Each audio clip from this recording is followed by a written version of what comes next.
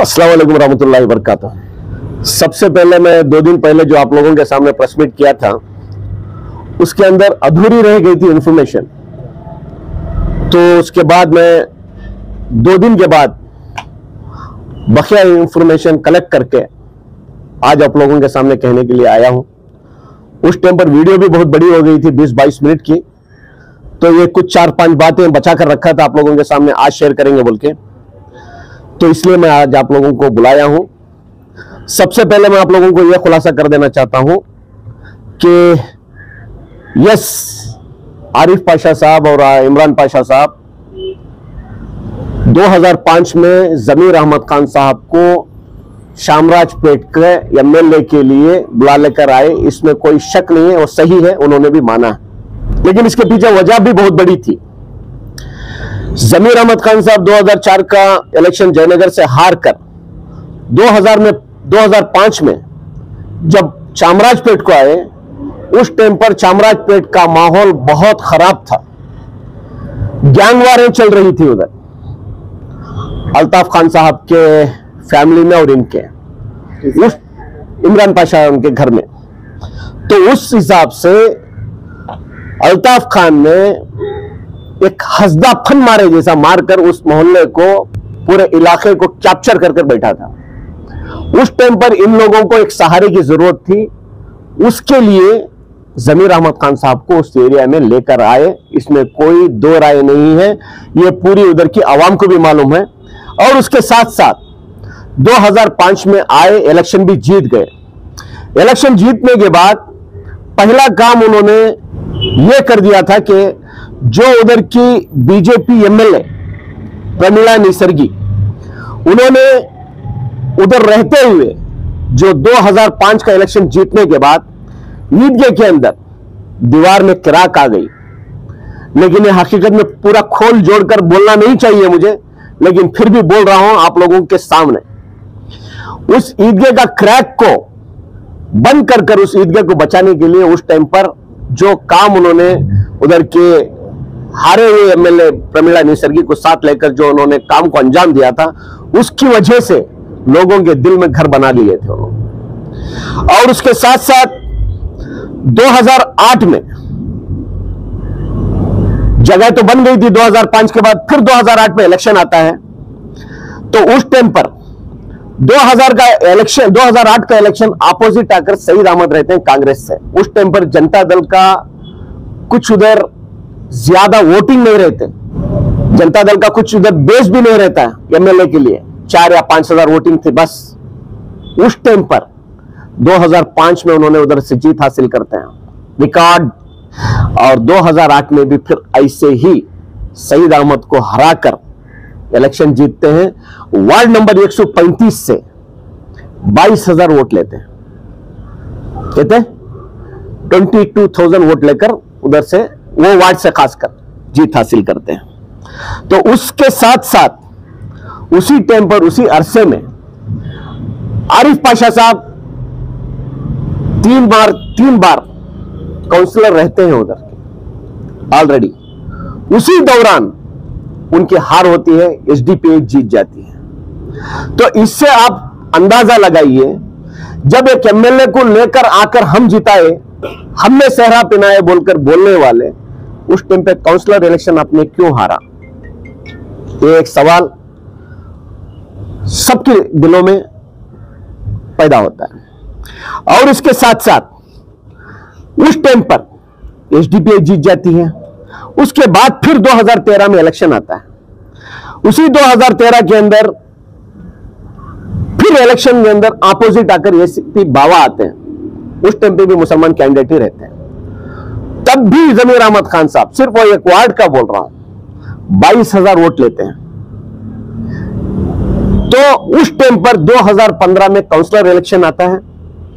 Counsellor election के time पर उधर की काउंसलर की सीट जो आज इमरान पाशा उधर से इलेक्शन जीत कर है, वो एससी की हो जाती है। उस टाइम पर जमीर अहमद खान ने,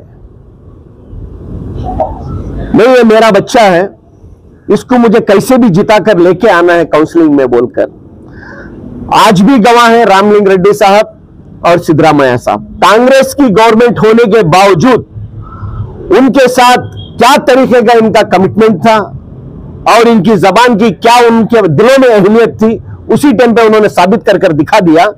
और ये SC ST की सीट को चेंज कर कर इमरान को जनरल बनाकर लेकर आके इलेक्शन में खड़ा कर जिता कर लेकर आए। इसको बोलते हैं कुछ कर लेकर आए बोलकर।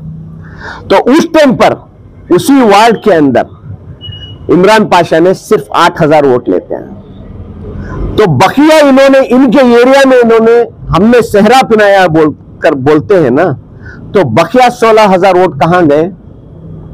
तो उसी वजह से जमीर अहमद खान साहब ये बोलते हैं कि मुझे उधर की आवाम का एहसान है, मुझे उधर की आवाम ने जिताई है, मुझे उन अवामों का वोट मैं ये समझकर चलता हूं, फरिश्तों ने आकर मुझे वोट दिया है बोलकर मैं ये समझता हूं बोलकर उन्होंने बार बार डंके की चोट पर यह बोलते हैं।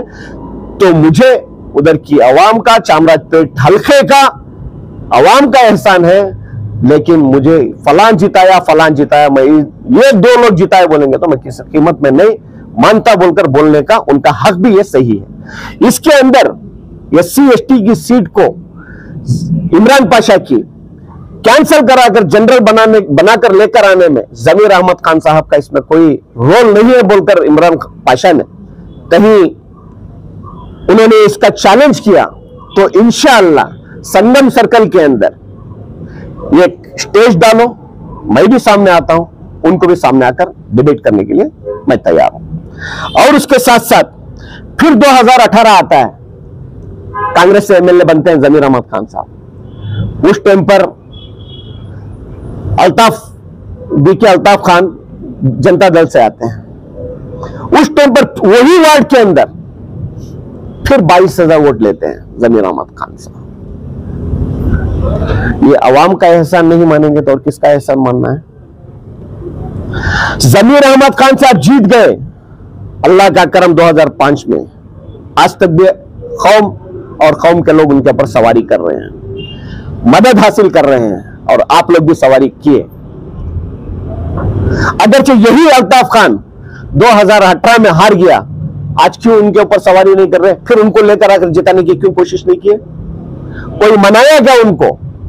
भैया जी मत जाओ, आप जनता दल में ही रुक जाओ, फिर अगली बार आपको कॉन्टेस्ट कराकर हम आपको जिता कर लेकर आएंगे।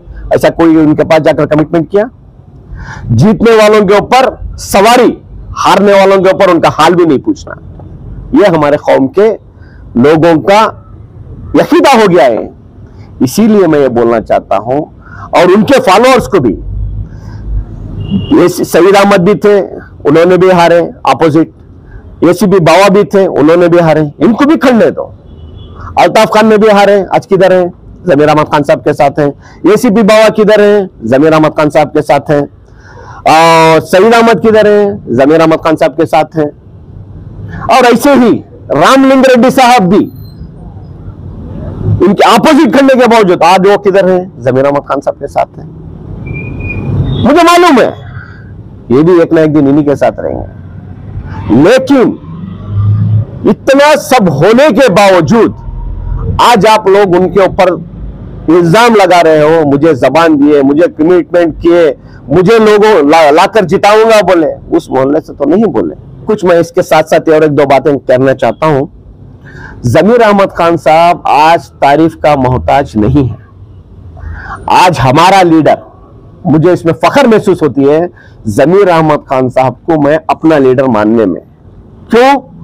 आज कौम के साथ साथ हर कौम के लोगों को दोनों हाथों से सखावत हो रही है और उनका प्यार इनको मिलता जा रहा है। उसके लिए हमको उनका शुक्र अदा करना है, बल्कि उनकी क्रिटिसाइज कर उनको बदनाम करने की कोशिश इधर हमको करना नहीं है। सिर्फ एक बार काउंसलर बना है, एक ही बार, तो इतनी जल्दी इतनी बड़ी उड़ान ठीक नहीं है हमारे नजरिए से। वक्त आएगा, वक्त का इंतजार करना है। उससे पहले आप इतनी बड़े बड़े स्टेटमेंट देकर माहौल को बिगाड़ने का अगर आप कोशिश करोगे, वो दिन दूर नहीं है जो दौर से सईद अहमद खान साहब, अल्ताफ खान साहब, ACP बावा, जो गए हैं उनकी लिस्ट में आपका भी नाम शामिल होने में उससे देर नहीं लगती। और इसके साथ साथ कुछ लोगों ने, इनके फॉलोअर्स, खासकर इमरान पाशा के फॉलोअर्स, मेरे पेज पर आकर, उतने गालियां देने के बावजूद मेरे पेज पर आकर IMA के पैसे दिलाओ बोल रहे हैं। यकीनन 100% मैं दिलाऊंगा। अगरचे आपके चाहते लीडर से पूछो, एक 15-20 दिन पहले बहुत बड़ी दावत में जाकर खाकर आए, शायद आपका नाम बोलकर उन्होंने उधर से कलेक्ट तो कर लेकर नहीं आए। अगरचे कलेक्ट कर आके हैं तो आप उनसे मांग लो, अगरचे नहीं मांग कर लाके हैं, आपको मेरे ऊपर उम्मीद है तो शायद मैं देना हो तो मैं आपको दे सकता हूं, या फिर मैं नहीं देना है, वैसे भी मैं IMA के लिए गवाह बना हूं, वो गवाही के जरिए से आप लोगों की लेकर दूंगा बोलकर मैं आप लोगों को एक भरोसे की बात करता हूं, बोल रहा हूं। और इसके साथ साथ आप मेरे ऊपर इल्जाम लगाकर पूछने से बेहतर था आप एक लिस्ट बनाकर इमरान पाशा को ही दे देते, भैया हमको भी इतना आना है। आपके मेहनत के पैसे मैं मानता हूं, लेकिन फिर भी मेहनत का पैसा है, आपको दर्द होता है बहुत। इस पैसे को कलेक्ट करने के लिए एक लिस्ट बनाकर इमरान पाशा साहब को दो, ताकि उनके हाथ से हो सके तो उन्होंने कलेक्ट करके देंगे, या फिर आप मुझे ही डायरेक्ट लाकर भी दे सकते हैं, या मैं अगर आपको देना है तो दूंगा, या फिर मैं कानूनी गवाह बन रहा हूं, वहां से आप लोगों को लेकर देने में आपकी मदद करूंगा। शुक्रिया, खुदा हाफिज।